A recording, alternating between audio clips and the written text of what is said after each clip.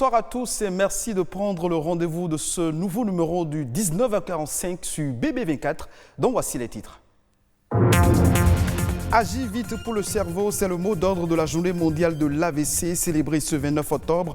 L'objectif principal de cette journée est de sensibiliser le maximum de personnes à cette grande cause de santé publique.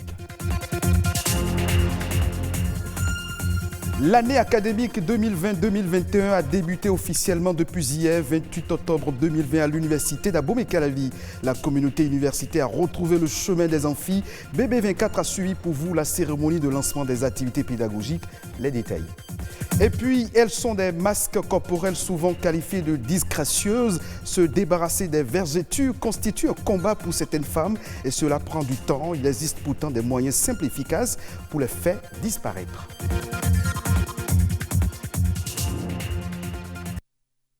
Ce 29 octobre, la communauté musulmane est en fête. Elle célèbre la naissance du prophète de l'islam, Mahomet.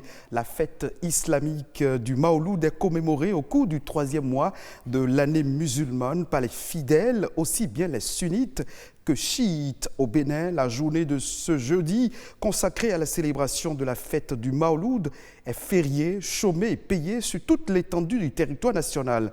Dans les familles musulmanes, des prières et adorations sont adressées à Allah afin qu'il ait pitié de son envoyé, le prophète de l'islam, Mahomet. Santé à présent avec cette pathologie qui touche une personne toutes les 2 secondes dans le monde entier.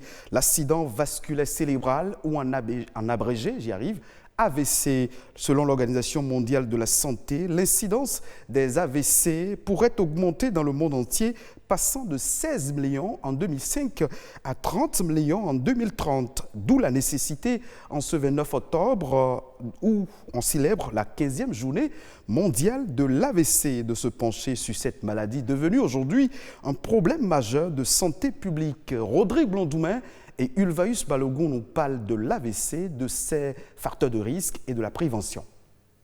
L'accident vasculaire cérébral est la première cause de paralysie chez l'adulte et la 3e cause de décès. Plus connu sous l'appellation hémiplégie, il survient de façon brutale et touche les vaisseaux du cerveau. En général, il y a 2 mécanismes par lesquels l'AVC peut s'installer.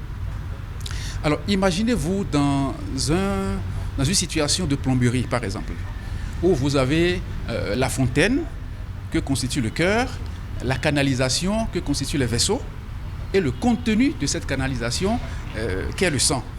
Vous voyez, une anomalie ou une maladie se situant à l'un de ces niveaux pourrait entraîner un manque de sang au cerveau.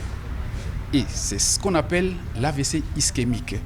Aussi, une anomalie ou une maladie se situant à l'un quelconque de ces niveaux, c'est-à-dire au niveau du cœur, des vaisseaux ou du sang, pourrait aussi entraîner une effraction de sang dans le cerveau. Et c'est ce qu'on appelle l'AVC hémorragique. C'est une maladie très fréquente qui touche une personne toutes les 5 secondes dans le monde. Au Bénin, l'AVC touche une personne sur 100 chaque année et la majorité des sujets touchés sont des jeunes de moins de 60 ans. Il peut s'agir d'une faiblesse d'un côté du corps, d'une paralysie du visage, du bras et ou de la jambe et une difficulté à parler. Alors, peuvent s'associer à ces 3 signes dont je viens de parler, une baisse brutale de la vision d'un œil, des maux de tête inhabituels, de survenue brutale, pouvant s'associer à des nausées, voire à des vomissements. Si l'AVC est une maladie très grave qui peut aboutir au décès du sujet, avec une prévention adaptée et une prise en charge rapide, la plupart des cas peuvent être évités. Alors, comme facteur de risque, nous pouvons avoir un excès de consommation de sel, de sucre ou de graisse. Un excès de consommation aussi de l'alcool, le tabagisme, la sédentarité. Aussi, il ne faut pas perdre de vue ce que nous appelons les facteurs psychosociaux.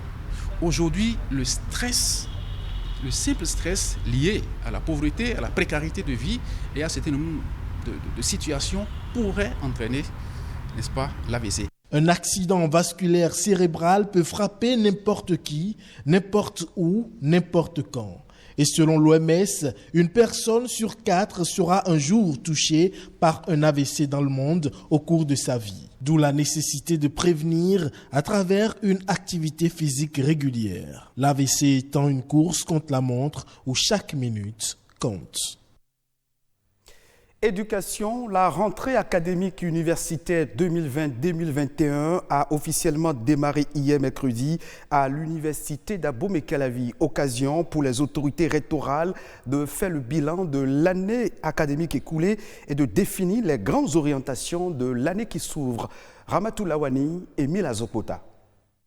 Après une année académique 2019-2020 exceptionnelle marquée par un contexte sanitaire assez difficile, l'université d'Abomey-Calavi place la rentrée universitaire 2020-2021 sous le signe du dialogue, de la consolidation des acquis et de l'adoption de nouvelles stratégies appropriées.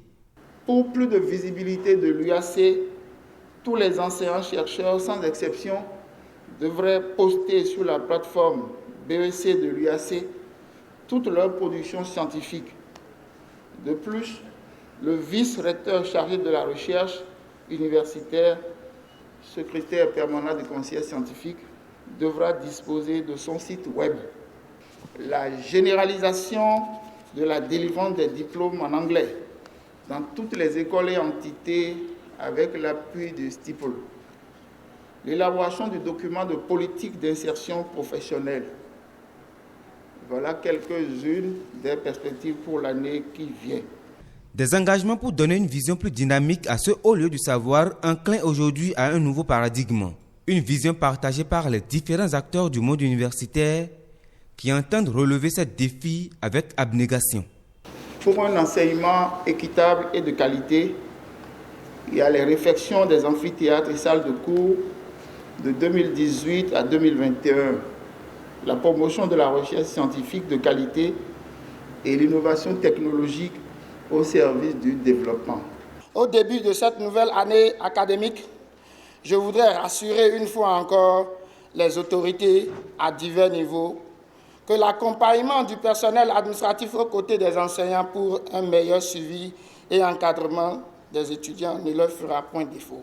Monsieur le recteur, plaidez pour les étudiants, pour les autres centres, pour qu'il y ait extension des services sociaux aussi, notamment sur Adjara, INGEPS, les autres centres et instituts affiliés à l'université. Au cours du lancement de cette rentrée académique, 36 enseignants de l'université ont reçu des lettres de félicitations. Ils deviennent désormais des enseignants émérites admis à faire valoir leur droit à la retraite. Une conférence inaugurale sur le thème « La recherche portant sur la personne humaine » est venue clôturer la cérémonie qui donne ainsi le top officiel des activités académiques sur les différents campus de l'UAC. Rendons-nous maintenant au Gabon où la pré-rentrée scolaire a été effective depuis le lundi 26 octobre 2020. Les responsables administratifs des lycées et collèges ont répondu présents à leur poste de travail, se sont donnés aux préparatifs de la prochaine rentrée académique. Les précisions dans ce reportage. La rentrée administrative est bel et bien effective. Les responsables des lycées et collèges ainsi que les membres des administrations étaient présents à leur poste de travail dès 8 heures. Parmi les activités menées en cette période, on note le nettoyage des salles de classe et bureaux, l'affichage des résultats du brevet d'études du premier cycle. Nous allons commencer à afficher les résultats du BPC. Même si c'est dans beaucoup de réseaux, nous allons les imprimer sur IGEX. Et on va afficher pour que nos élèves viennent les consulter sur place. Aujourd'hui, il y a déjà le nettoyage de tous les bureaux. Normalement, on devait remettre les emplois du temps. Mais on les remet au chef de département. Ils nous font parvenir après les changements et toutes les modifications possibles. En comparaison avec les autres rentrées administratives, aucun parent n'a pu inscrire son enfant pour certaines raisons. Nous attendons tous des nominations. Donc, nous ne pouvons pas déjà inscrire les enfants. Qui dit inscription dit finance.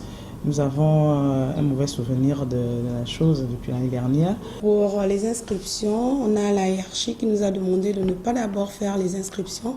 On attend les instructions. Nous avons voulu en savoir davantage sur cette question. Malheureusement, certains responsables d'établissements n'ont pas accepté de parler sous prétexte de la présentation d'un ordre de mission provenant du secrétariat général du ministère de l'Éducation nationale. On revient au Bénin pour parler des vergetures. On les associe le plus souvent à la grossesse, mais les vergetures touchent en réalité une immense partie des femmes. Les vergetures sont des lésions cutanées profondes qui apparaissent suite à une rupture des fibres élastiques et collagènes. Il est particulièrement difficile d'agir sur des vergetures installées, mais des astuces pour s'en débarrasser existent, selon le dermatologue Franck Yédomon. Les vergetures, c'est des troubles trophiques de la peau, qui entraînent des fractures au niveau du derme.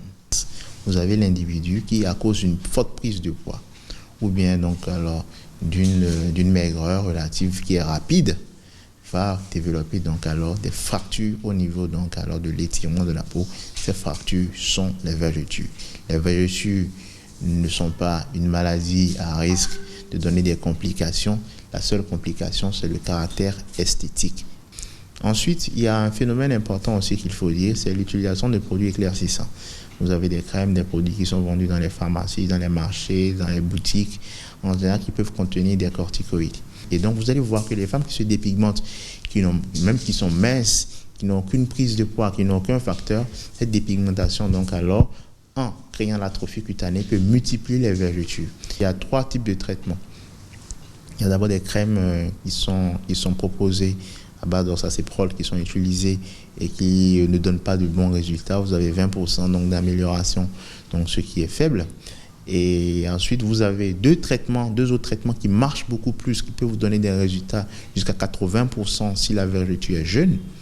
Donc, c'est la mésothérapie qui consiste à injecter donc à l'aide d'un appareil de l'acide hyaluronique au niveau donc des vergetures. Donc en plus 5, 6, 7 séances, vous pouvez avoir une amélioration jusqu'à 80%. Et vous avez ensuite une deuxième technique qu'on appelle la carboxythérapie qui est utilisée, qui consiste à injecter en général du monoxyde de carbone dans le derme. Et donc quand vous le faites comme ça, tout le derme donc se remet donc alors en fonctionnement et produit donc de l'oxygène qui est très bien pour la production des fibres collagènes qui viennent combler cela. C'est la fin de cette session d'information. Merci de votre fidélité. Retrouvez cette édition en replay sur le site de l'ORTB, www.ortb.bj.